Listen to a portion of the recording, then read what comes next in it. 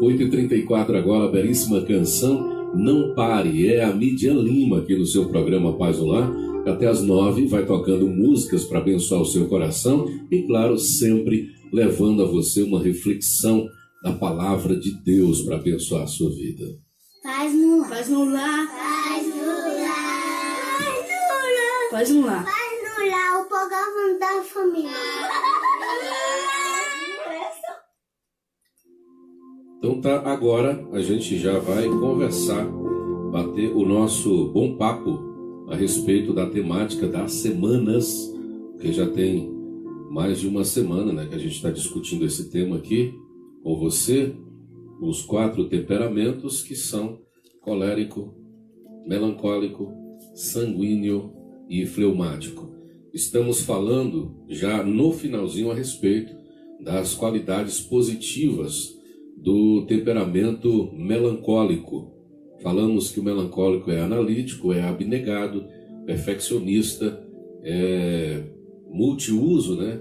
Se chama de bem dotado, ou seja, tem vários talentos, é multitalentoso, sensível, é crítico, confiável, reflexivo, filosófico, organizado, amigo fiel e também idealista. O melancólico também, quando se apaixona por uma determinada ideia, por uma determinada teoria, ele vai até o final, né? Buscar o conhecimento, o entendimento a respeito daquilo que se torna o ideal de vida, para que ele se aperfeiçoe no que de fato ele está buscando como ideal de vida. Ele é também introvertido, no sentido de ser discreto. Então, nem todo mundo se dá com pessoas indiscretas, né? E o melancólico, assim como também o fleumático,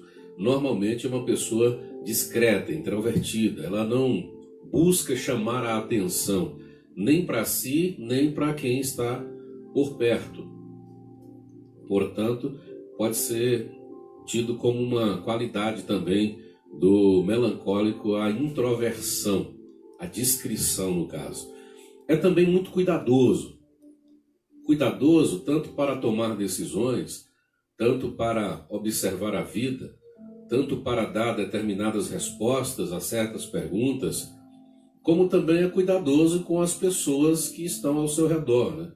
O melancólico normalmente, ao atravessar a rua, ele não vai pensar apenas em si, ele vai pensar em todas as pessoas que estão ao seu lado, procurar proteger essas pessoas e atravessar quando tudo estiver bem, tranquilo, né, em segurança.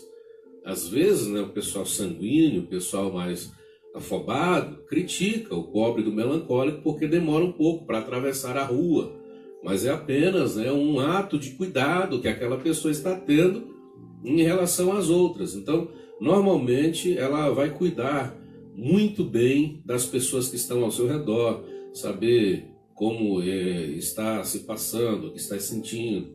Normalmente, mães e pais melancólicos vão várias vezes ao quarto dos filhos, né, para ver se eles estão bem, se estão embrulhadinhos, se as coisas estão indo tranquilamente, calmamente. Normalmente, pai e mãe melancólicos, quando não fogem à regra geral, vão ter cuidado se as crianças estão sendo bem alimentadas, se as coisas em relação à escola estão ocorrendo bem, né? Então, é o que é normal, o que é comum do melancólico, é essa natureza cuidadosa que ele normalmente tem. Ele também demora-se em um projeto. Isso pode ser uma qualidade, como nós já dissemos antes, pode ser também um ponto a ser trabalhado, porque normalmente o seu projeto é um projeto analisado, criticado o tempo todo, visto com um determinado cuidado, e por conta do seu perfeccionismo, o melancólico normalmente vai se demorar em um determinado projeto para que as coisas saiam do jeito que talvez para ele esteja legal, esteja bom. Também tem uma capacidade muito grande de produzir coisas grandiosas. Então, assim, quando é para gastar energia em cima de alguma coisa, que é realmente uma coisa grandiosa, uma coisa que precisa de muito investimento, que precisa de muito suor, que precisa de muita energia, o melancólico vai gastar suas energias ali. Só que normalmente depois que ele sai desse grande projeto que gastou muita energia, ele tem uma fase depressiva muito grande. Não é apenas no sentido da doença depressão, não, é de queda mesmo, de depressão no sentido de ter gasto tanta energia naquele projeto e de repente cai, aí busca o silêncio, o isolamento, a solidão, o escuro, você entende? Quem é melancólico sabe disso, né? Por exemplo, às vezes quando eu normalmente prego, eu gasto muita energia quando eu prego, porque a mensagem que eu prego não é uma mensagem que foi inventada na hora. Então, assim, tudo é analisado, tudo é olhado para ver se não está sendo dito nada de forma equivocada. E na hora que a mensagem está sendo dita, é dita também com muita gravidade, né? É dita com muita responsabilidade, não é uma coisa dita com simplicidade. Então, assim, depois que a mensagem acaba, também dá aquela depressão, como disse antes, não é a doença, mas é aquele desgaste energético profundo que é comum do melancólico. Interessante que pessoas sanguíneas e coléricas, por exemplo, depois que pregam uma mensagem, depois que dão uma palestra, depois que cantam uma música com muita energia, normalmente essa pessoa se sente mais motivada ainda. Se é para conversar sobre aquela mensagem, sobre aquela música, sobre aquela apresentação, sobre aquele trabalho que foi realizado, o sanguíneo e o colérico vão ter muita energia, muita motivação para se manter lá em cima. Enquanto que o melancólico não. Ele vai gastar muita energia naquilo que foi feito, naquilo que foi produzido. Eu estou falando aqui de palestras, porque eu estou dando exemplo de minha própria pessoa, mas pode ser qualquer tipo de projeto na vida que você faça. Uma construção, uma apresentação na escola, ou qualquer outra coisa. Quando você gasta sua energia ali, depois você vai passar por um momento de depressão mesmo, que é de solidão, de queda emocional, de um desgaste até físico, por conta da energia que foi gasta nesse período de produção. É algo muito particular, muito próprio do melancólico. O melancólico também é atendente às vocações difíceis, né? O melancólico gosta muito de vocações meio que complicadas, meio que difíceis. Então, isso às vezes acaba sendo também não muito positivo, né? Pode ser positivo, mas pode não ser também, por conta dessa sua entrega meio que analítica, crítica e perfeccionista a determinadas profissões. E é também muito persistente naquilo que assume. Então, demora para assumir certas responsabilidades, para tomar certas decisões na vida. Às vezes o melancólico precisa tomar uma decisão imediata, ele demora um pouco mais, ela demora um pouco mais para tomar essa decisão, mas também depois que toma, a decisão está tomada. Então, se o melancólico disser para você, eu vou, normalmente ele vai garantir a palavra que ele deu, porque ele não é impulsivo, ele vai pensar, ele vai raciocinar, ele vai te dar uma resposta quando a resposta possivelmente é possível de ser dada. Então, normalmente o melancólico vai demorar um pouco mais. É até um texto na Bíblia, né, de 2 filhos, um que o pai, isso é uma parábola que Jesus contou, e o pai diz, vamos, e imediatamente ele diz, vamos agora mesmo. E ao outro o pai diz, vamos, ele disse, não, não posso. Só que o primeiro que foi impulsivo, né, em Mateus está registrado também, o primeiro que foi impulsivo, logo volta atrás e desiste. Ele disse que ia, mas não foi. E o outro, que demorou e deu uma resposta negativa, depois foi pensar bem e achou melhor ir. Então, são 2 filhos aqui com temperamentos aparentemente diferentes e que tomaram decisões que a princípio um positivo, outro negativo, mas que depois se tornou o contrário aqui, né? A ação deles foi contrária à resposta inicial. Talvez uma pessoa de temperamento melancólico seja essa segunda figura, né? Que a princípio, pensando nas dificuldades, nos desafios, diz não. Mas quando ele vai ponderar, pensar que é o pai, pensar que a responsabilidade da casa não deve ser só do pai e que ele deveria ser útil naquele trabalho, e toda aquela análise que normalmente pessoas razoáveis vão fazer, aí ele vai tomar a decisão de ir e vai até o final dessa obra por conta de uma decisão e de uma postura que assumiu. É também muito responsável, né? Tem muita responsabilidade naquilo que faz e nas decisões que toma na vida. Então, se assume um trabalho, esse trabalho será realizado a gosto, mesmo que com dificuldade, mesmo com aqueles momentos de desânimo e de depressão que são uma tendência muito forte do melancólico. Mesmo assim, quando ele assume a responsabilidade, ele vai passando por cima de muita coisa, de muita dificuldade, mas vai assumir essa responsabilidade até o final. E uma outra qualidade que eu acho muito legal no nosso amigo melancólico é que ele é muito pontual, né? A questão do horário é imprescindível para o melancólico. O melancólico fica muito agoniado quando ele marca um compromisso e aquele compromisso tem um determinado horário. Normalmente o melancólico, quando ele não foge à regra, quando ele não é uma exceção, ele chega antes do combinado. Mesmo sabendo que é um casamento, por exemplo. Está marcado para as 19 horas. Todo mundo sabe que não vai acontecer antes das 22 ou das 21, porque normalmente atrasa pelo menos 2 horas, né? Coisa de brasileiro. Aí o melancólico sabe disso, mas mesmo assim, no relógio dele, no convite dele está marcado 19 horas. 19 horas é o horário que ele vai lutar para estar lá, a menos que aconteça algum imprevisto, por exemplo. Mas normalmente o melancólico é uma pessoa muito pontual. Então, assim, são essas as qualidades que nós apresentamos aqui. A gente já vai para os pontos a serem trabalhados. Se Deus quiser, a gente encerra hoje. E nós temos na figura de Moisés, por exemplo, essas questões aqui, né? A sensibilidade, a habilidade para fazer muitas coisas, a abnegação, o perfeccionismo naquilo que Moisés fazia, o jeito reflexivo, filosófico de olhar a vida, a sua organização, a maneira como ele ordena todos os grupos para serem realizarem os seus trabalhos, o conselho que ele recebe do seu sogro, por exemplo, para dividir com outros 70 homens as responsabilidades maiores.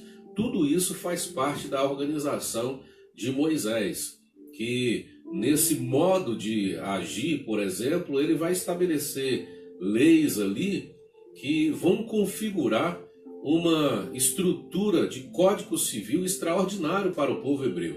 Então, Moisés é esse legislador, né, que tendo qualidades extraordinárias, é, acima de tudo, claro, um instrumento de Deus, e ele vai fazer com que o seu trabalho se realize. E apesar de muita dificuldade que ele enfrentou durante a sua trajetória no deserto, ele segurou uma barra pesadíssima durante 40 anos. É uma responsabilidade que ele assumiu. Demorou para assumir, né? A gente vai falar agora sobre os pontos negativos ou a serem trabalhados do melancólico, e a gente vai perceber em Moisés, inclusive, isso, né? Nós já falamos, inclusive, sobre isso, né? Ele se olha muito com inferioridade.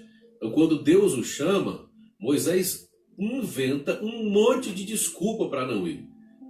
Porque a memória de Moisés era uma memória boa, ele era um cara que foi muito bem instruído no Egito. Mas como ele passou 40 anos no deserto, e Deus o chamou, olha, tem Brown aqui, gente. E Deus o chamou para libertar o povo do Egito, ele começou a dizer, manda outro. Eu não vou dar conta. Como é que eu vou me apresentar diante de Faraó? Eu não sei nem falar direito. Eu tenho dificuldades para conversar. Olha só, Moisés inventou um monte de desculpas que depois a gente percebeu que não eram de fato aquilo que ele tinha dito. Era porque ele tinha um complexo muito grande de inferioridade. E Moisés era, segundo historiadores, isso aqui não é um fato contado na Bíblia, um cara de uma capacidade, de uma habilidade tão grande que ele se tornou primeiro-ministro do Egito. Você sabia disso? Antes de José ser depois, alguns anos depois, primeiro-ministro do Egito, Moisés já havia sido. Ele era a segunda voz dentro do Egito, só depois de Faraó.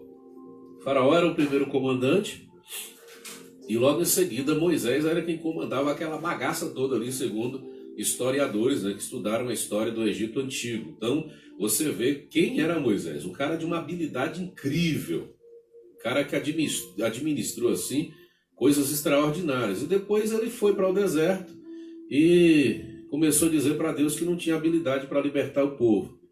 É um dos grandes problemas de Moisés.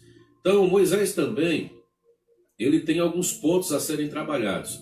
Outra pessoa também que, desculpa eu, de novo, nós já falamos isso ontem, mas nós não falamos. Outra pessoa que também era uma pessoa de perfil melancólico na Bíblia é o Salomão, é um cara super sábio também, inteligente. E o outro também é o incrédulo, Tomé. Então é aquele cara que não vai acreditar de primeira, é o analítico, ele vai desconfiadamente observar, e às vezes ele exagera, né? O Tomé melancólico é aquele que foi repreendido por Jesus, que disse: Tomé, muita gente não viu e acreditou. Então, às vezes, esse olhar do melancólico, muito analítico e muito crítico e muito desconfiado, às vezes vai se tornar uma deficiência de incredulidade, porque ele não vai acreditar em toda coisa. Primeiro ele vai fazer uma análise absurda. Então, para que ele acreditasse que era Jesus ressuscitado, foi preciso colocar a mão nas feridas de Jesus. E isso também é coisa desse pessoal melancólico. Então nós vamos ver agora alguns pontos a serem trabalhados. O melancólico, primeiro, é antissocial. Ele não gosta de muita muvuca, ele gosta de ficar mais sozinho no canto dele. Normalmente ele sai, mas não é uma coisa que ele gostaria de fazer todos os dias. Ele gosta de ficar mais reservado. Segundo, melancólico é muito hostil. Então, quando recebe alguém no seu espaço, o que ele faz é se armar. Quem é esse? O que está fazendo aqui? O que está querendo por aqui? Enquanto o sanguíneo não, já recebe de braços abertos, é diferente, né? É o oposto. O melancólico, ele já levanta a orelhinha e já fica meio desconfiado. Uma outra coisa a ser trabalhada pelo melancólico é o seu humor. Melancólico é o temperamento mais mal-humorado que tem. O mais mal-humorado. Ele, pois é, apesar de parecer legal, né? Uma pessoa educada, mas o melancólico é mal-humorado. Então, o humor dele fica o dia inteiro subindo e descendo. De vez em quando você vai vê-lo sorrindo, alegre e tal, mas pode esperar que daqui a pouco vai dar aquela baixada. Porque o mais comum no comportamento do melancólico é o mau humor. Então, passa logo, certo? A depender do que é feito ao seu redor ali. Mas normalmente ele é mal-humorado em muitas situações da vida, né? Então, você chegou na casa sem avisar, e se a pessoa não estiver pronta, já baixa o mau humor. Meu Deus, por que não falou? Por que não avisou? Mas depois que a pessoa chega e dá o primeiro sorriso, ele já abre imediatamente as portas. Então, é um mau humor que é o natural, o normal, mas que é despedaçado com muita facilidade, principalmente pelo sanguíneo, né? Que chega e já vai quebrando todo o mau humor com o seu modo alegre e feliz de ser. O melancólico também é sombrio, é misterioso. Ele não se deixa conhecer com facilidade.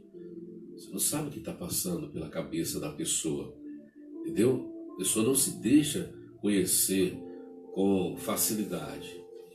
Você pergunta ao melancólico assim: essa roupa tá legal, tá bonita? E aí ele vai olhar com aquele olhar assim meio tenso para você, né? E não vai responder imediatamente. Então você não sabe, será que eu estou agradando? Será que eu estou desagradando? Você dá um presente, a reação não é aquela eufórica, mas também não é lá baixa, é média. E aí você não sabe, será que essa pessoa gostou? Será que a pessoa não gostou? Então assim, é uma pessoa meio sombria, meio misteriosa, ela não se dá a conhecer assim muito rapidamente. O melancólico é mais difícil de ser conhecido por causa da sua vida por trás do véu, a sua vida misteriosa. É também vingativo. Pois é, você não vê o melancólico assim, uma pessoa aparentemente agradável e educada, mas o melancólico tem uma dificuldade terrível de perdoar. E coisas pequenas, por exemplo, de quando era criança, o melancólico tem uma capacidade muito grande de carregar por toda a vida um desejo de vingança muito grande. E é uma coisa que precisa ser trabalhada pelo Espírito na vida da gente, quando a gente vai renunciando essas coisas, entendendo que perdão é imprescindível para uma vida cristã. E o melancólico precisa trabalhar isso na sua vida, porque ele fica magoado muito tempo com uma pessoa, com uma palavra, com uma atitude, às vezes até com uma leitura mal feita de uma ação de alguém.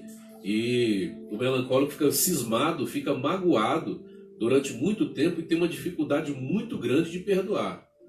E aí, meu amigo, é complicado. Eu conheço melancólicos, por exemplo, que apanharam de uma certa pessoa quando era criança e com mais de 30 anos a pessoa ainda guardava mágoa na esperança de pegar esse sujeito que bateu nele quando ele era criança ainda e de se vingar do que foi feito a ele, para você ter uma ideia. Então o melancólico tem essa capacidade sombria de carregar mágoas, feridas durante muito tempo. Tem uma dificuldade muito grande de perdoar. Procura também fugir, né, de certas discussões, de debates. Ele não gosta muito de confrontações. Quando é necessário também partir para cima, é um problema, mas normalmente o melancólico não gosta de confrontação. Prefere não fazer DR, ficar discutindo com coisas que para ele não são tão significantes. Então prefere às vezes deixar o tempo passar e curar certas coisas, e às vezes não cura, né? Mas normalmente o melancólico fica fugindo de algumas coisas que às vezes precisam ser resolvidas logo. Eu já disse que o melancólico também é bastante desconfiado, ele não procura muitos amigos, né? Ele prefere ser procurado. Não é uma questão da preferência, é algo do seu próprio humor. Não é muito dado a ficar procurando as pessoas, porque ele também é ambientado ali na sua solidão. É por isso que ele não é muito de procurar as pessoas, ele prefere então ser procurado. Ele tem dificuldade de se engajar em novos projetos, né? Porque ele não é muito dado a novidades, ele é tradicional, mais preso ao passado, e às vezes ele se dá a projetos novos, mas ele prefere aquilo que é mais tradicional, aquilo que já se tornou estabilidade na sua vida. Tem uma tendência muito grande à depressão, nós já falamos isso, é o temperamento que mais se deprime. Inclusive esses grandes gênios, né, e talentos da música, da filosofia, das artes e de tantas outras coisas que a gente conheceu, boa parte dessas pessoas morreram deprimidas por conta da sua entrega de energia e por conta das suas tendências, e também por não procurarem tratamento adequado e devido. E muitos deles na época nem tinham, né, o tratamento que hoje se tem para processos depressivos, né, para determinados distúrbios mentais que normalmente vão produzir esse sentimento de depressão. E também é egocêntrico, é egocêntricozinho, né? Ele procura muitas vezes ter o determinado reconhecimento, né? Ter o seu ego às vezes levantado em determinadas questões. Ele prefere em muitas situações se colocar no centro daquela situação, e quando em certas situações o melancólico não é o centro, ele se retira e acaba não ficando ali, porque ele também é um sujeito muito egocêntricozinho. Uma outra coisa antes da gente encerrar é que ele também é muito permissivo no sentido de não querer interferir na vida das pessoas. Então, se você quer seguir seu caminho errado, que siga. Ele não vai tentar convencer você a mudar o seu jeito de viver. É também muito pessimista, né? Enquanto o colérico e o sanguíneo é muito otimista, o melancólico é pessimista, porque ele olha sempre os pontos negativos das coisas antes de tomar a decisão, e é por isso que muitas vezes ele toma a decisão de não ir, de não fazer, de não começar um projeto, exatamente por causa do seu olhar pessimista das coisas. E aí ele demora, né, a tomar determinadas decisões, e o pessimismo o leva também a uma certa insegurança, tá? Então, aqui estão esses pontos a serem trabalhados também, além das qualidades do melancólico. Em outra oportunidade, se a gente tiver, a gente volta a falar também sobre os temperamentos, e a gente vai usar mais exemplos a respeito de pessoas que tenham temperamentos como esse, tá certo? Devo lembrar que segunda-feira a gente volta com o programa Paz no Lar às 8 horas da noite com o tema fleumático, tá? Não esqueça disso, tá certo? Uma outra coisa, domingo pela manhã às 10 horas o pastor Wagner apresenta a Escola Bíblica Dominical na sua página no Instagram, sua página pessoal, e à noite na página dos Filhos da Graça nós estaremos aqui transmitindo também o nosso culto ao vivo desse domingo, tá certo? Um grande abraço para você, muito obrigado pela sua presença aí do outro lado, pela sua participação, pela sua audiência. A gente fica feliz por você valorizar aquilo que a gente tem buscado levar a você, a sua família, a sua casa, para de alguma forma te ajudar no seu crescimento, na sua espiritualidade, na sua intelectualidade, no seu raciocínio, tá bom? Um grande abraço, uma ótima noite para você. Se Deus quiser, domingo a gente se encontra por aqui às 19 horas para o nosso culto, tá bom? Deus abençoe muito o seu coração.